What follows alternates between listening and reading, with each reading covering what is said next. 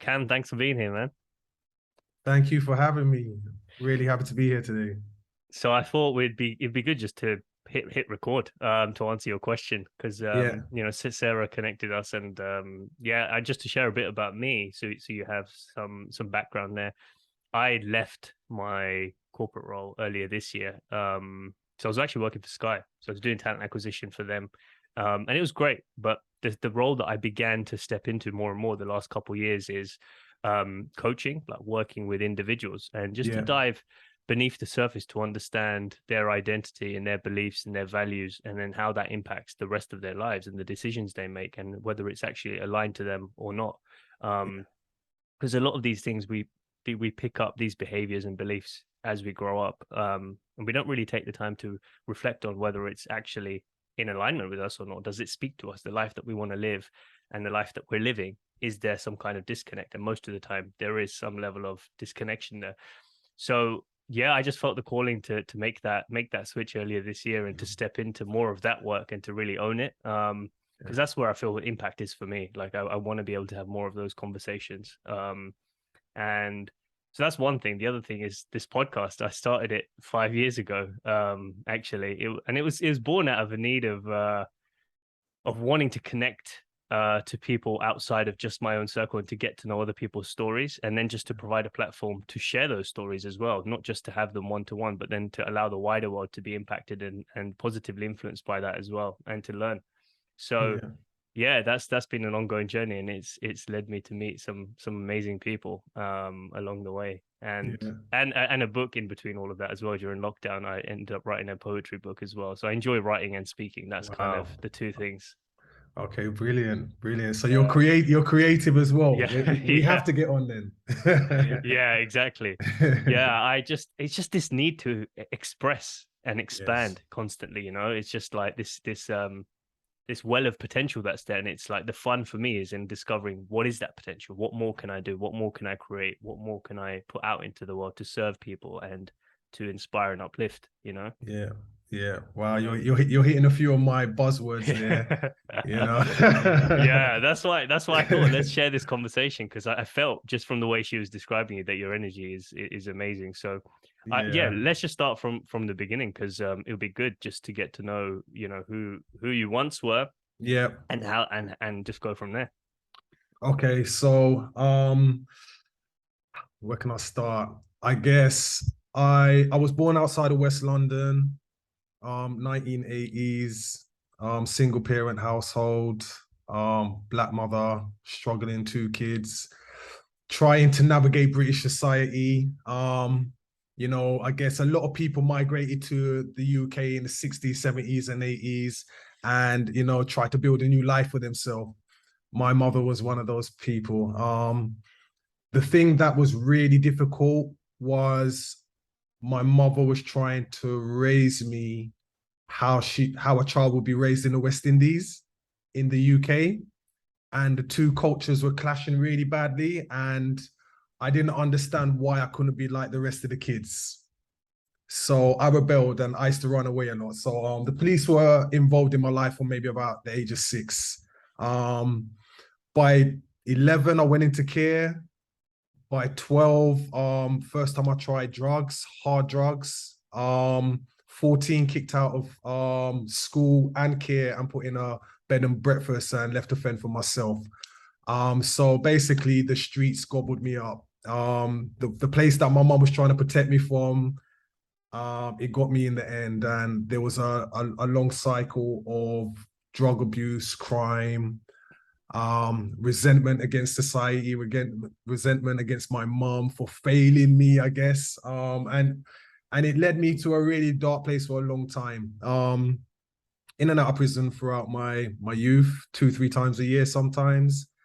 Um, and I guess just really angry and really lost for a long time. Fast forward a few years, I stayed out of trouble for 13 years. I was a good boy, 13 years, and then I made a mistake. I got caught in a situation and I ended up going back to old habits. That comfort of, I guess A equals B and B equals me getting out of my situation. So I got involved with some people that were up to no good, and I got caught up in a burglary, and some drug dealers got robbed, and the police were called, and I got caught, and I ended up going to prison for 7 years. I remember the first day I went into prison. When you go in, you see a doctor before you go into the main unit, and I'm there getting checked out, all my physical and stuff. And he asked me how old I am, and I said to him, 36. And he said to me, "What are you doing in here at your age?" And the shame that came over me, it was just like, do you know what? I'm not a kid anymore. You know, what am I doing here? You know, why am I still lost trying to find myself? And I guess that was a bit of an awakening for me, because I walked back into prison after 13 years, and it was the most scariest thing I've ever seen. You know, I walked onto a wing on induction, and in the morning they open you up, and I just saw this guy go to the bin, and he just emptied out a whole bin of razor cases, right? And he looks at me with a blank expression on his face, and then he just walks back into his cell. And I'm sitting there thinking, all those razor shavings, what's he done with the razors? There was like, I'm thinking he must have made like a samurai sword or something out of them, because there were so many. And that morning they unlocked the wing, and it was a bloodbath. There was a gang fight, and everyone was just cutting each other up. It was horrific. And this was my first experience coming back into the estate after 13 years. And I was just like, I was a bit traumatized, if I'm honest. Like, I went back into my cell, and I was like, oh my God, have I just dropped into a war zone? You know? So I got bounced around to a few establishments, had a few problems in prison. As you do, it's not the easiest of places um to get along. You know, there's a lot of people in there with a lot of complex needs, and navigating that and coming out of the other side unscathed isn't as simple as you'd think. You know, it's quite hard. But I got moved to the establishment where Dr. Lewis was working, and I I heard about this person that was doing all this great stuff to like help people in prison, and I was like, what? This sounds crazy. And someone was telling me about all the great stuff that she'd been doing there, how she was trying to make the place better for the staff and the people that live there. And they said to me that, you know, you should try and get involved in this. And I think at that time, I was looking for something, because I knew that I didn't want to be living that life. I didn't want to have the conversations about what people have done and what they've got. It just didn't, it bored me. You know, I was like, I want to be around positive people. I made a mistake, but that doesn't mean that I want to go down this dark path, you know? So when I found someone that was actually trying to do something positive, I kind of gravitated towards that. And I had to do an interview, a 3-part interview, which I've never done before. This is what you do in like corporate settings, right? 3-part interview. So I done the interview, and I got a placement on the team, and we started working together, and she started to, I guess, unlock what I knew I had in myself, but kind of didn't believe, you know? It's like I've always wanted to do something good. I've always had a good heart. I've done bad things, but I'm not a bad person. I just made bad decisions.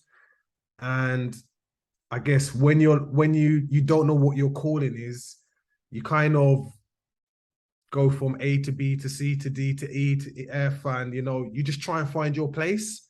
Sometimes you're looking in the wrong place for that. So I guess meeting Sarah was like one of the most transformative like moments of my life. Like she planted a seed. That's what she's done. She's so clever. She planted a seed, and I guess it grew and it festered. And that seed was hope, you know, that this wasn't all that my life could be, and that I could be who I wanted to be, and that only me was stopping me from being who I wanted to be. And I think that was like massive for me, And I remember we put on a project in there. She wanted me to create a project that had meaning to the staff and the men. And I wrote this play about spice because a lot of people had died in our establishment, and there was a lot of harm being happening on all the wings. People were literally, ambulances were in and out of the prison like a bee in a beehive. Like, it was crazy. Air ambulances, the lot. And so I wrote this play about spice and the effects that it was having on our establishment. And it was received really, really well by the prisoners, by the staff in the establishment. And I think what was really like pivotal for me was the shift in perception. So at the time, I guess staff just looked at me as a prisoner. I was up to no good. I was trying to work an angle. But I think after we we performed the show, there was a lot more trust. There was a lot more encouragement. People were moved. They were physically like wowed by what we had created. And it had a really like massive effect throughout the community. And the people that were involved, they were like, this is the best thing I've done. I'd love to pursue something like this, when I get out. And, I had some really uncomfortable conversations with people that were just like, do you know what? I want to change, but I don't know how to. I'm going back to the same place, the same environment. I've got problems with people out there. I've got to defend myself. I'm trapped. And I guess this was a real awakening for me. And I was like, wow, what I done was really impactful. What Sarah was doing was really impactful. And I felt like it was bringing meaning to my life, being able to try and help other people. So I decided that that's what I was going to do. I decided I was going to come out, I was going to work with Sarah, and we are going to try and make an impact, one person at a time. Wow, that's a very interesting journey, because you went in for reasons that probably weren't even your own. It's just outside influence, like you said, but you had a good heart and you were kind of led down the wrong path. But it's funny because you went in kind of lost and confused, and now by going through that, you realize that that's actually the journey is what your calling is to. It's actually tied to that, directly tied to that, because it feels like your passion is in kind of walking forward, walking the path, then turning around and being like, listen guys, this is what is possible. This is what can happen. And then reaching out and giving a helping hand to those who are coming behind you. Yeah, yeah. And I think it's one of the most scariest things that I've done, through the play that I done in prison. I got a scholarship to university. I came out in 2020 and I started university as a mature student in a classroom full of 18 and 19-year-olds. And it was like the most uncomfortable thing that I'd done. Like, for the first takes courage. the first like 6 months I was there, I was like, what am I doing here? Like, I moved to the other side of the country where I don't know nobody. I was like, I'm coming out and I'm starting afresh. Yeah. I was like, nobody didn't come and look for me when I was away. I'm not going to go and look for anybody now. The people that are going in the same direction as me are the people that I want to connect with, the people that want to do good, that want to do something with their life positive, that want to get out of the streets, that want to leave that past in the past. That's the people that I want to surround myself with. So I plucked up the courage and I moved away in lockdown. It was really difficult because I was living in a place where I didn't know nobody. You couldn't socialize with anyone. So I was just literally, it was a bit like being in prison again, because I was just in my room, online lessons. So it was really isolating, but I pushed through. And I remember the week before our first assignment had to be in, I still hadn't made a film. Everybody's doing their editing, post-production. And I'm like, oh my God, everybody's let me down because, it's COVID. everyone's really hard to move around. So one of my friends said to me, look, I'll help you make a film. And I made this film. It was only like a minute and a half. And I remember I showed it to my lecturer and he just asked me a million questions. And I was just like, I didn't know what I'd done. I thought I'd done something really wrong, you know. And then he said to me, "Can I show this to my second year students?" And he showed them the film, and we had our screening in our uni room, and he played mine last. And when everyone was playing their films before, you'd get a little clap, you'd get a little feedback. They kind of break it down. And he played mine, and the room was just silent. Nobody said anything apart from, okay. My lecturer's smiling. I was like, okay, maybe I've done something good here then, you know? And I think that was the time when I realized, you know what? I do belong here. You know, I am in the right place. I made the right decision to come to uni. So, I'm just wrapping up my second year now. It's been a crazy journey. I came out and in July 2020, January 2021, I started working with Sarah in prisons. So that was amazing. And that gave me a lot of stability and I guess the mentorship and support that I wasn't getting from probation. I wasn't getting from my uni. I guess like it was just that extra connection, that extra bond to something that was great that happened when I was away. And I think this is the thing that happens in especially in the prison setting, like these really great initiatives happen and you give people all this hope and then they come out and they're in a hopeless situation.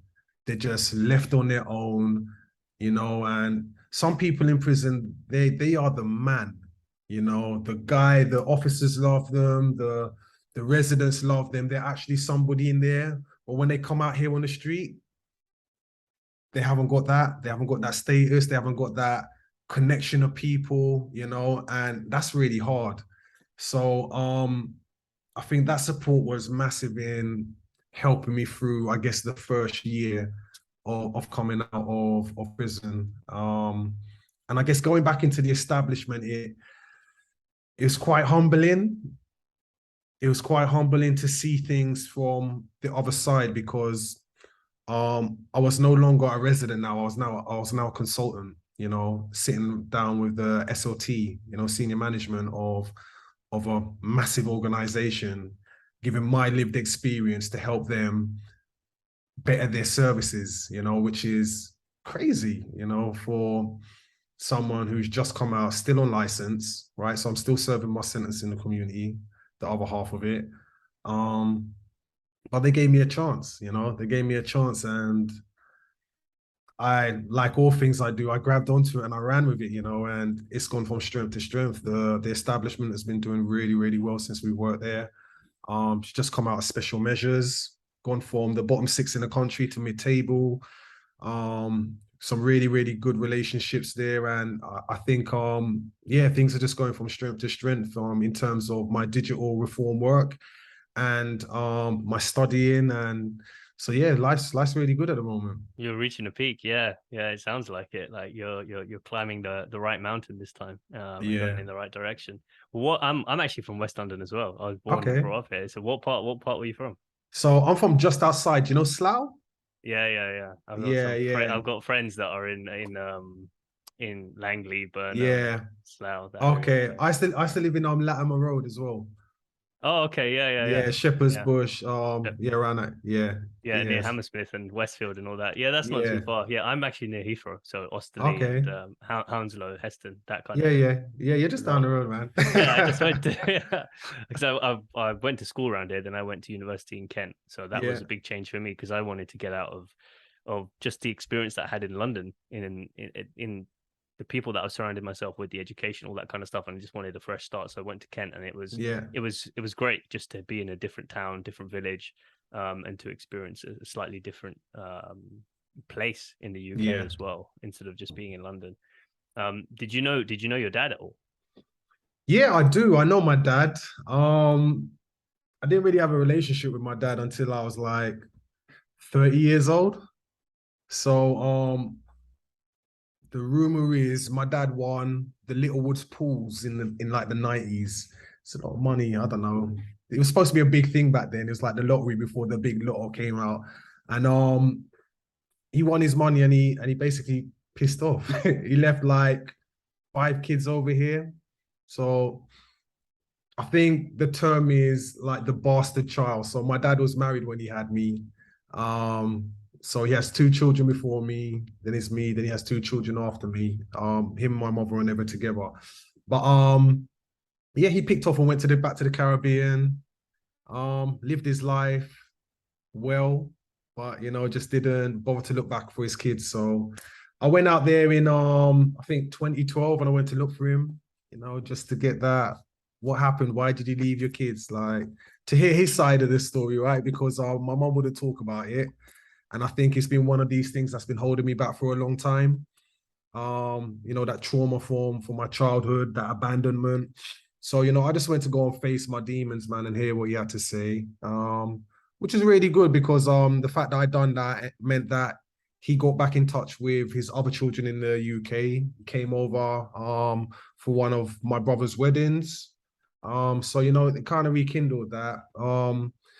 But it also showed me that it's really important to keep those bonds because once they're gone, it's hard to come back.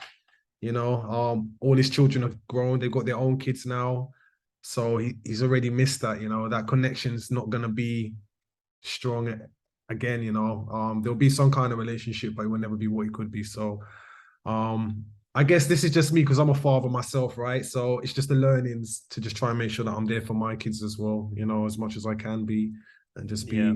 be that support. Because one day we're all gonna get old, man. We need somebody to look after Yeah, us, right? exactly. Well, you'd hope Exactly. so. Yeah, and just to learn from your own past as well, to to learn from it, to make peace with it, and then to like hope that you pass on those lessons and improve the next generation versus just Yeah. pushing your trauma onto your kids, because Yeah. that can unknowingly happen if you haven't dealt with your past, because then like you said, that the resentment and the anger, etc., that Mhm. can just get filtered down towards your kids because you Yeah. haven't healed some of that stuff. Yeah. What inspired you to go down in 2012, and how were you feeling on the way there? I was in a bad place if I was honest. I was in a bad place. I had beef on the road. I had a partner who was scared, that I was gonna go to jail or I was gonna get murdered or I was gonna murder someone. She just thought that, the way that I was living my life, it was gonna end badly one way or another. So she just convinced me to take a break, get away. So I did, and a 2 week holiday turned into a 4 year, um, 4 year stay Wow. in the Caribbean, Yeah. and What yeah, I part of the guess Caribbean? Antigua. Oh, okay. Yeah. Yes. I've not been, but I'd love to visit one day. Yeah, Yeah. yeah, beautiful place. A beach for every day of the year. If you wanted it. So Yeah. yeah, I just went and I guess I explored, my heritage, my roots. I looked for my father, lots of family that I hadn't seen since I was a child. And ended up having a couple of kids out there as well. So Mm, yeah, family's got a bit bigger. yeah. Yeah, Nice. Well, what was what's like, so just thinking back to, what you said about being raised with just your mum at the time, yeah, yeah. growing up. When did you first start kind of slipping into, I guess, getting yourself into the wrong crowd? Like, when did you start noticing that? Was it from the days of being in school, or? Um, so I was on the streets when I was about 6, 7 years old. Like I was a bad child. I lived in the overspill of London, right? At that time. And growing up in the 80s was hard. It was racist as hell, man. I didn't really understand, but it was really racist. It was really tough for Black and Asian people, especially in the area that I lived, which was predominantly white. There'd be all the bashing and the N words and the P words but as a kid, you don't understand. So I get what my mom was trying to protect me from now, but I just wanted to be a kid and play outside, right? So Mm, I'd go and play with all the rest of the kids as you do. And then when it was time to go home, I'd be too scared to go home. So I'd walk the streets until 11, 12 o'clock at night until I get picked up by the police or, and I just think back what that was like for my mother because I've got a 7 or 8 year old daughter. Could I imagine her not coming home from school? Like crazy, So I think I put my mom through hell, bless her. But I just didn't understand. mm, yeah. That's a young age to just be staying out on your own as well because I'm just thinking back to that age like you'd be almost afraid when it gets to nighttime as well just to be or maybe not but I don't know just I'm just thinking back to when I was that age and Yeah. the thought of playing outside at nighttime would be like maybe it kind of feels wrong. It's like maybe this isn't something I should be doing. And yeah, naturally Mhm. parents would get worried. Did you feel that way, or you just felt like you're having fun at like 10, 11 o'clock? The thing was, right? Sorry, one second. Yeah, no worries. I um I wouldn't go out planning to stay out that long. Okay. I plan to go out to maybe 5, 6 o'clock. The thing is, right, everyone I'm out with is more or less my age. So when it's home time and it's starting to get dark, their parents pull them in, right? Mm. And then it's time for me to go and face the music. And I remember I lived on this hill and I stand at the top of the hill and just look at my door and I'd stand up there for like hours trying to pluck up the courage to go and knock on the door because I know when I knock on that door, I'm gonna get the bell. I'm gonna get something's gonna happen, but it's gonna be bad, right? And yeah, I guess growing up, like your mother is God, right? And my mom, my mom, trust me, she was a bit like a dinosaur. Yeah, growing up, she was very grouchy, and I understood. I understand now because she was under a lot of pressure, working really hard, trying to raise 2 kids. Um, so I get it. I get it. And like you say, she had her own traumas that she hadn't dealt with. And I guess that got taken out on me and my sister as well. So um it was difficult. It was a difficult time.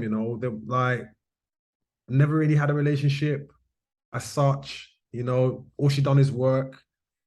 And when she'd come home, me and my sister would be in our separate rooms. There was like no together time. It was a bit like cat and mouse. When the cat's out, the mice will come, and when they come back, they're hiding in their room. So it wasn't a really great childhood.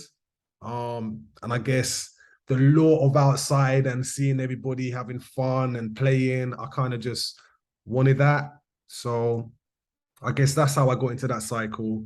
And I think social services got involved when I was like 6.5, police. I guess I Why was did why did they get involved? well, because of my age, the number Yep. number of times that my mom's called the police reporting me missing, Oh, got it. Yeah. so just for I guess safety of a child, they want to make sure that nothing's going on at home. And that in turn, I guess, forced my mom's hand and she sent me back to the Caribbean when I was like 7 years old. So I lived out there until I was 11 and then I came back to start secondary school at 11, but we still didn't have a relationship.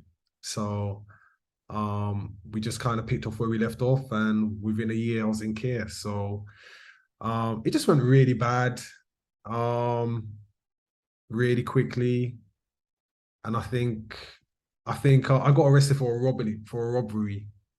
Is that the first time being arrested? Yeah, first time I got arrested was for a robbery. How old were you then? 12. 12. So I was back on the street, not going to school, absconding. I found a new peer group of friends. I could stay around their house. Their mom didn't really care about them going to school. They were a bit rough around the edges. But yeah, I got arrested for a robbery, street robbery. The guys that I was with, they were like 19, 18. They went to jail. I was young. My mom came to court and said she didn't want me at home, so I ended up going into care. Um, but yeah, I think that was like my first encounter with the police. It was quite a serious crime for a young kid. But the judge looked at me and said, "You're a kid. Even though I was a bit older by time it had got to court, it was a couple of years later, I could have gone to prison. But I didn't. He gave me a chance. Um, but yeah, I think the damage was already done by then. What did you steal? What was the plan with those kids? So we stole a laptop. Oh, okay. Yeah, we stole a laptop computer. In the 90s, they were worth a lot of money. Yeah. So Were you afraid when the police arrested you? um I was afraid when they came through the door because I'd never seen anything like that before, right? It's a bit like in a film. But when we got in the cells, it was all fun and games and cracking jokes with the people that I was in there with. And I think you kind of take advantage of the situation where I knew I was young, and I'm being schooled up by these older guys. They're like, do you know what? You're gonna have chances. You've got at least 3 chances before they'll send you to prison. So I kind of got groomed into that life. I was the little one that they push up through a window or something like that. You know what I mean? To let everybody else in, or and it was addictive in terms of the pleasure that and the adrenaline that I got from doing it. It was a bit of a rush. Was You it the know, rush of knowing that you're doing something that's illegal or not allowed? yeah, a bit. Yeah, I was a bit of a rebel. I was a bit of a rebel, a non-conformist. It's a bit deeper than that, though. You know that I'm gonna have to tell you. I'll have to tell you because the way that I got into crime is quite bad because I didn't want to go down that road. My friends were already dabbling in stuff, and I wanted nice things as well, right? I wanted a decent pair of trainers that had an actual Nike tick that was the right way and said Nike instead of hike. Yeah, yeah. So I lied about my age and I went and got myself a job. I got myself a job in KFC when I was like 11 or 12 years old. So you looked Yeah. older, I so looked you could older. I was present tall. yourself. Yeah, Oh, okay, yeah, yeah. yeah. So I got myself a job after school in KFC. At this time they'd give you cash in your hand in a little brown envelope. Yeah, the good old I know, days. yeah. I was doing paper around then, so Yeah. yeah. So I started working and my friends from school would come into KFC, see me behind there serving, and absolutely just crack up laughing. What are you doing in here? But my circumstances were different. They had a family and a supportive network where they could get a few little things that they wanted or desired, to fit in, have the Reebok classics, which everybody had, that was so stylish. I just wanted a pair of Reeboks, and a decent tracksuit with a name brand on it. And my mom couldn't afford it. She just couldn't afford it. So I went and got a job and I started buying the nice things that I like. And my mom started seeing, and I say, oh, I just bought it for my friend. My friend gave it to me, And one day she found my uniform after about maybe 3 or 4 weeks. She found my uniform in my school bag. And she phoned up my work and told them my agent got me the sack. Um, and I think from that day when I couldn't provide for myself, that's when I went left. That's when I went to the guys who I knew were making money, doing the bad stuff, you know. And yeah, I think I was really angry. I was really, really angry, because I was finally starting to fit in. I just came back from the Caribbean. I talked all funny. I didn't know nobody anymore. So I was just starting to fit in, trying to navigate this culture of the UK, which I've been exposed to now. And then, yeah, the one thing that was giving me what I needed, that I was providing for myself, I felt like she took that away from me. So I went the other way. And like I said, within a year, I was in care. Within 2 years, kicked out of school, kicked out of care before I was 15, and put in a bed and breakfast. Social services are supposed to have a duty of care till you're 18. It never happened. It never happened. I just got lost in the system, lost to the streets. So, yeah, yeah. I guess that's how I started. I guess sad as it is, that's That's my story. That's how I started. But you know, it's not how I'm gonna finish. That's That's the the main thing. thing. It's Yeah, not but how I'm gonna finish. it's all part of who you are. You know, everything that's happened to you. It's like it's Yeah, made you into the person that you are now, right? Like 100%. the fire that you have to fuel your passion and to fuel Yeah, your need to inspire and to serve comes from everything that you've gone through. yeah, Um, yeah, and I think that there's a sense of like inspiration for people knowing that someone has come from such a rough situation and then has turned their life around. It's a sign of hope that, oh, if he can do it, then I can do it. yeah, It's that kind of message, right? Like, you know, that yeah, you're at university, you don't really focus on your age, but you're focusing on impact, and you got to do whatever you got to do to make that happen. And yeah, you're doing it now. yeah. I am. I never finished school. I didn't leave school with one GCSE. So you left, yeah, because you left you. So if you left at 14, 15, that's like year nine, right? Like year nine, year Yeah, 10. year nine, year nine, year 10. And I got kicked out of school for stealing the deputy head's car. Um, I know it How just did you said how did you manage that? I actually didn't steal it. It wasn't me, but because they saw me on the camera walking with somebody who got in a car and drove the car off the premises, Okay.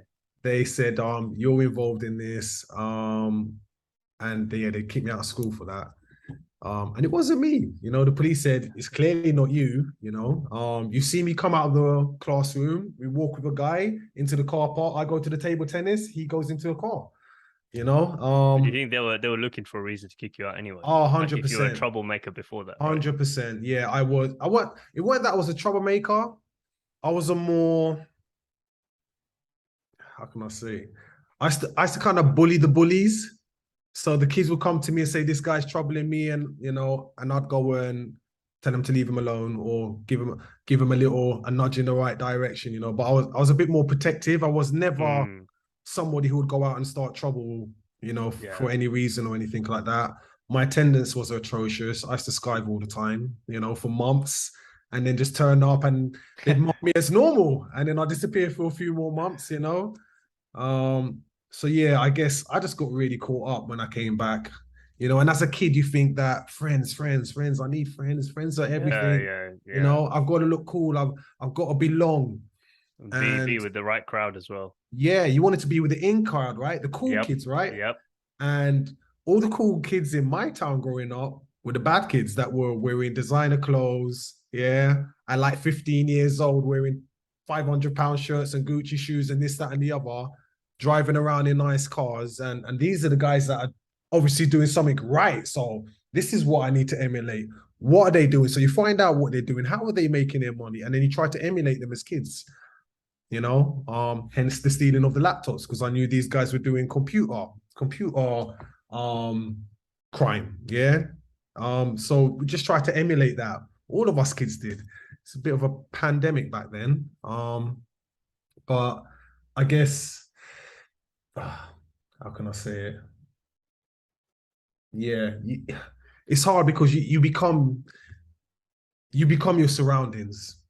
You know, it doesn't matter where you are. Like I watched this documentary, 60 Days in Jail, and I've seen a police officer go into prison and his whole mentality changed. It's like he forgot he was a police officer because he just had to adapt to survive. And it's the same with everywhere that you go in society. You go into a job, you try and adapt to that group of people, yeah, so you can fit in to do your work, so you can bring home your bread and butter. But you're at a different way with your family, or depending on what peer circle you're with. If you're somebody who's street level, you might talk with a little bit of slang, to try and get on their level. But you just kind of adapt to whatever situation you're in. So for me, I kind of fell into that, because the loss of my job took me away from the people that were doing the right stuff and put me in contact with the people that were doing things the wrong way. So yeah, that's, I guess, how it all began there. And like when did you start using? You mentioned like 12. How did that come about? Peer pressure.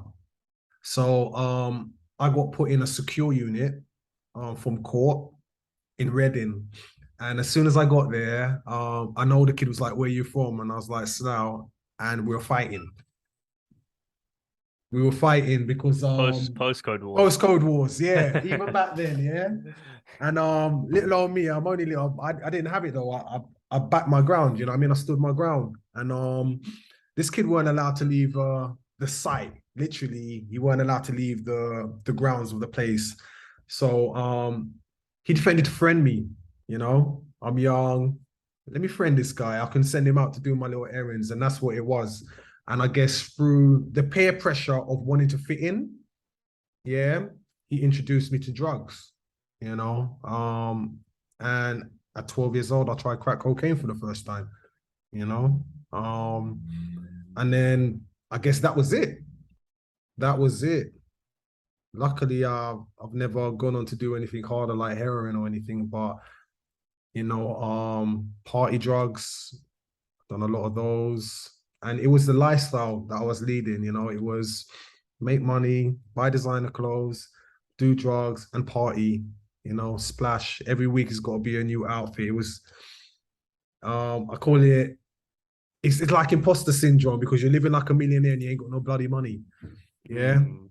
So you just want to, a bit like Instagram and all these things. Look at my best Yeah, life. Look at my best life. yeah. So um just lived a really silly life. And I guess I was caught in the hype in this bubble. It was fun. I was popular. Everybody knew who But I it's your was. need. That's what it is, though, right? It's a need for acceptance because you don't get it from, um, your parents in a major way. You don't get it from your Mhm. parents or the immediate people that you're surrounded with. And as you grow up, Yeah. you're like, well, where else can I seek that feeling? And I Mhm. think back to that as well when I was in school, like hanging around with people who were the in crowd, the popular crowd at a certain Yeah. point. I was always good at speaking to people and I made a lot of friends, but it was like there was always something missing. Like I wasn't in there, and it was Mhm. that feeling of like being on the outside and Yeah. feeling like there's something wrong being on the outside, and you're gonna plug that gap that you're feeling inside of you by Yeah. being in that crowd. And if they like me, then that's great. Then problem solved. And then Yeah. you've got to keep going to the outings and the parties and the this and the that to keep up with that, right? Yeah. It's a Yeah. race almost. It is. And you do it for so long, it just becomes second nature, a way of life. Um, and unfortunately, once you get into that cycle, it's really hard to get out of it, you know. Just like a child, what it sees around it, it imprints on its brain and it becomes that. And it's the same way, you know. You do something for long enough, you kind of train your brain into that, you know. So it's really hard to get out of. So I understand why a lot of people struggle. Your Even when they have, identity comes from that, right? Like you start yeah, being so attached to that, you don't know who you are without it. Up to a yeah, certain point, you're just like, this is me, until you yeah, actually stop to create some distance between that and ask yourself the question, actually, who do I actually want to be?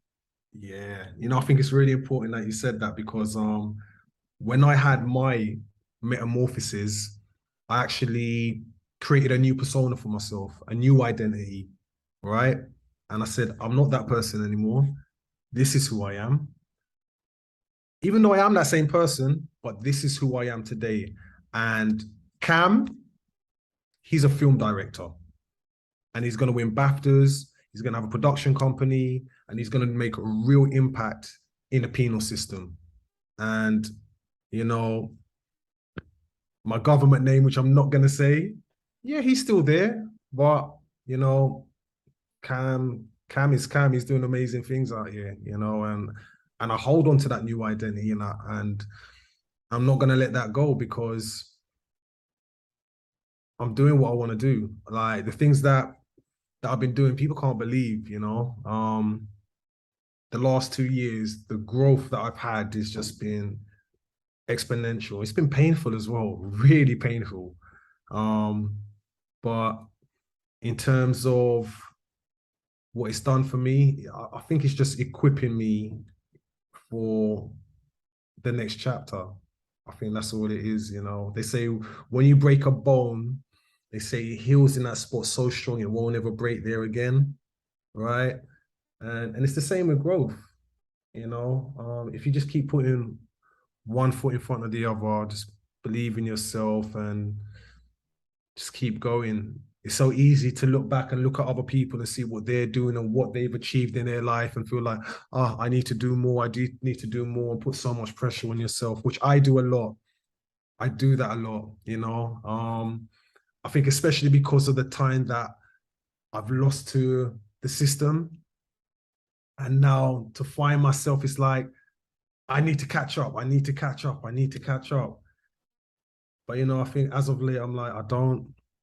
What if you're right where you need to be? Yeah, I think I need to slow down. Yeah, it's the opposite. Sometimes it's the answer is the opposite to what we think. Because I'm the Yeah. same way. I'm like, oh, I should be doing more. I should be doing more. And it's great to have that ambition, but at the same time, accept the fact that maybe you're right where you need to be. Like Yeah. everything, all the time that you spent inside and on the streets, Mm-hmm. it molded you to be to fuel the fire for where Yeah. you are now. Like Yeah. without that, you may or may not have had the same passion that you got now. So it's almost Yeah. like a training ground, emotional training ground to get you to the place now where you're like, I'm going to take all of that. Yeah. I'm going to use it for service now. I'm going to create something from that. Do you know what? There's something that I want to touch on as well, right? I think this is quite important because you're coming from a corporate background yourself, right? So last year, no experience of business per se, but I was a founder of a tech company last year, right? In film and on the blockchain. And we raised like over $1 million in like 8 weeks of launching, right? I haven't got no bloody qualifications. Yeah. I have no qualifications yet. Yeah, they're coming. My degree's coming. But I somehow got myself involved or got myself to a point where people recognized that I was valuable and made me a founder of this company. Right. Now, society kind of says, you know what, you've made your mistake. You need to go and be a warehouse worker or a bricklayer or a plumber. That's what I was doing. I was actually studying that in prison to come out and do a bricklayer. And I've actually done some bricklaying work since I've come out, and it's hard work. It's hard work. But is that something that's gonna make me want to get out of bed every day? No, it's not. You know. So trying to tell me, this is what you need to do when I've got my own passions, my own ideals, like of what I'd like to do. Like trying to pigeonhole everybody into that one block, it's not gonna work. Because if I'd came out and I'd done that, I wouldn't have lasted, you know? I wouldn't have lasted. So I feel it's just important that, as a society, we start to look at people differently. Because I know like I done a crime and I cost the taxpayer in excess of £40,000 every year for the time that I was there. But I came out and I started a tech company that employed 35 people, within 3-4 months. And the algorithm definitely doesn't say anything about that, me coming out and doing that, right? So I guess what I'm trying to say is that people in prison are really smart. You just need to mold them, help them, and show them that they can do better. Just plant that seed. Because you're not going to change anybody. You cannot physically make anybody do something that they don't want to do. Yeah, you You can only be know? a catalyst. Yeah, Be a yeah, springboard, build a springboard for them in their mind. And it's up to them if they want to jump and yeah. do something with that. It's exactly that. If you just create a space where people can actually grow, develop, be themselves, and not have to wear masks. Because that's another thing, like the amount of masks that people wear in prison. Because you have to survive. You can't show weakness. You can't show vulnerability. You can't really be yourself. The only time that you're yourself is when that door closes, right? And that key's locked, and you could take your mask off because you're safe, right? That's it's mad you say that because let me show you something. One second. So a couple things about masks. So the cover of my book. Oh shit! All about it's all about that, taking the mask off. That's one thing, and the second thing is I'm launching a group program to coach Yeah, people called Behind the Mask. That's what it's yeah. called, and it's for that Wow. very reason. What you just said, in prison, you close the door, but the same thing happens in society when people go home and they close the door. Yeah, That's when that's part of when they show up in a slightly different way. But at the same time, even then, it's still having to wear one within the house because of the yeah, people they live with and how alone they feel being at home. Because just because you're home doesn't mean you feel connected, yeah. or loved. So yeah, I love that you touched on that. I had to just show you that because there's a deep resonance to that idea of taking that off Yeah, and really getting to the core of who are you underneath all of that. And if we all did that, yeah, imagine in a prison setting, let alone a society, how it would change relationships. yeah, yeah. Massively, So massively. yeah, what's some of the memorable conversations you've had within prison, whether it's with staff or other prisoners? um, so there's one guy, he's still in prison now. I got really, really close with him, and I remember telling him that I was going to be a film director when I got out. And people say a lot of things they're going to do this and that when people in prison, and a lot of people kind of just laughed it off or thought, you know what, kind of like dug at me a little bit. You know what I mean? Who do you think you are? You ain't gonna be no film director. But the fact that we were in prison, one, we done a production that had the press, university, acting scouts, Gavin Henderson from the Royal Central School of Drama, like the biggest like drama school. He came to one of the productions. He offered all of the guys that were there. He said, if you want to go to my school, get in contact with me when you get out. That's one of the best drama schools. Judy Dench went there. Do you know what I mean? Um, the governor gave me permission to actually make a film in the prison, right? As a prisoner. He's like, Cam, there you go. If you can organize it, I'll let you do it. And for him to say to me, turn around and say to me, do you know what? When you get out, if you can do this when you're inside, can you imagine what you're going to do when you get out? And yeah, it's been a crazy ride. I think that's the most memorable thing that somebody said to me as a prisoner. And I think as a governor or as an officer, I heard it so many times. It kind of hurts me hearing it. You can do so much. You can go so far. What are you doing in here? That's what I used to hear. What are you doing in here? You're so smart. You're so intelligent. You can do so much more with your life.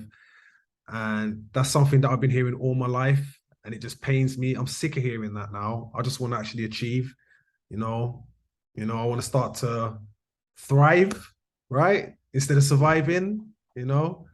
Um, and I know that I'll get that from helping people, you know, people that were in the same situation as me, people who want to get out and just don't know quite how to do it yet, you know, and just being that role model, letting people know that look, I've been where you are, and look what I'm doing now. And the work that I do is Sarah. When I tell the residents that I'm still on license, What does you that mean? know, so that means that basically I'm still serving half of my sentence in the community. Okay. And how long have you got left? Um, what is it? July, 18 months.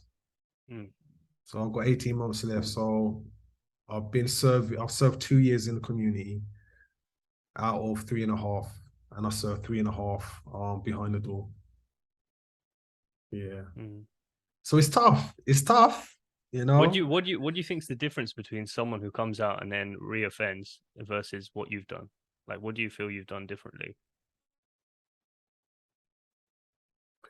I think I made a choice. I made a choice that I was going to do it different. And it was hard. I think COVID helped me a lot though as well. The fact that everything was so dispersed, nobody was socializing. Um, that really helped because I think when you come out, you want to see everyone. You haven't seen anyone for a long time, but for me, my circle is very small only already. So it's just family, really, people that supported me since I was away that I went and looked for. So, yeah, I think the fact that I broke away from so many people, like I see them now and I just say, hi, how you doing? You okay? It's good to see you. And that's it. I kind of cut those connections to all the negative influences that I was having in my life. So I think that helped me massively. And apart from that, the support network I have within PRS, there's always somebody that I can talk to if I'm struggling. They reach out to me, they support me, they throw opportunities my way, So and that sense of belonging as well. That's my reform family there. I know that I belong and I can be myself, and it don't matter if I'm having a good day or a bad day. You know, um, the door's always open for me. So yeah, I think that's been massive in helping me stay on the path that I am as well. What were one of your scariest moments in prison? I think scariest moments in prison.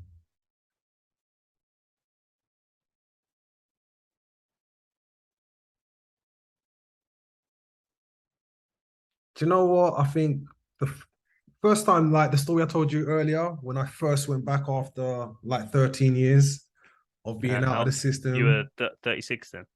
Yeah, Is that I when? think Yeah, 36 or 34. yeah. 2016. 2016, that's what, 6 years ago. 34, 34. So that was the scariest thing I've seen because it was just a bloodbath. Literally, like people would What prison was it? um wait there. Elmley, Isla Sheppey, Kent. Oh, Kent. Okay. Yeah, in Kent. Yeah, it was just violence on a scale that I'd never seen before, you know. But I think it's generational because the youth of today, they're fearless. I feel like if we don't do something, we're gonna have such a lost generation, unfortunately. Um, they've taken away all the services that were helping people, like the youth centers, they're all closing. There's nothing for kids to do. And unfortunately, they're on the streets, and the streets ain't a good place for your child. Um, I knew what it was like for me growing up, and I can only imagine it's a lot worse now. So yeah. So I hope I answered your question. Yeah. No, no, you did. Yeah. Have you connected with anyone else who was like serving the same time as you, or has been to prison at any point? Yeah, I've connected with a few people. I I connected with some people that used to work with Sarah Okay. on a growth project. Um, some relationships have gone good, some have gone bad. But it's all growth. Yeah. That's the way that I look at it. It's all learning, it's all growing. So and the thing is, you only learn when things go wrong. That's the thing, yeah. You don't learn when you're getting things right. You can't because there's no learners there. You've done it. So um the tough time that I've had over the last, I don't know, year or so, it's been invaluable. Really, really has. I've got to wear some shoes and put on some hats that I've never done before, and I liked it. So I guess it's given me a sense of what can be achieved. Mm, So I'm really eager to just keep going. yeah. How did you know you wanted to do film, or when did you know that that's the direction you want to go in, or something that you wanted to explore? I've always wanted to do film. I think I was 21 when a friend of mine, he went to the New York Film Academy, and I helped him on a short film, and I was a runner. So I was a runner. I went and picked up all the props in London, the film stock from Ari and Uxbridge and wherever we were doing. And I just really, really enjoyed it. It was such a fun process that I remember the day that we wrapped, I felt lost. And I was like, wow, that was so much fun. But I guess because of difficulties or situations and stuff like that that I was going through at the time, I never pursued it. Um, used to dabble in a bit of music as well. I've always kind of been creative, but never pursued it seriously until I wrote my play and I put it in Sarah's hand and she was like, I get it. I get it. Let's do it. And she supported me massively. And I just done that on like an off chance. I was like, okay, you said to create a project. There you go. There's a project. I'm gonna go back and do my bricklaying. And she's telling me, what you want about? You're not gonna be a bricklayer when you come out. You're gonna be a film director. And I think that was the seed, Mm. you know. And then I kind of went and I went and thought about it, and I thought about it, and I thought about it, and I think the feedback that I got from everyone, all the professionals that came to the show, were like, you've done all of this and you've never done it before. And I was like, no. And they were like, why did you do it like this? And I was just like, because it just made sense. And they were like, it's really professional. And I think I had one of the lecturers from the Royal Central Common see a performance or a rehearsal. And he told me that if I submitted this as a script, he would have given me 70%. So that's a distinction. And he said that he was shocked at how professional our rehearsal was.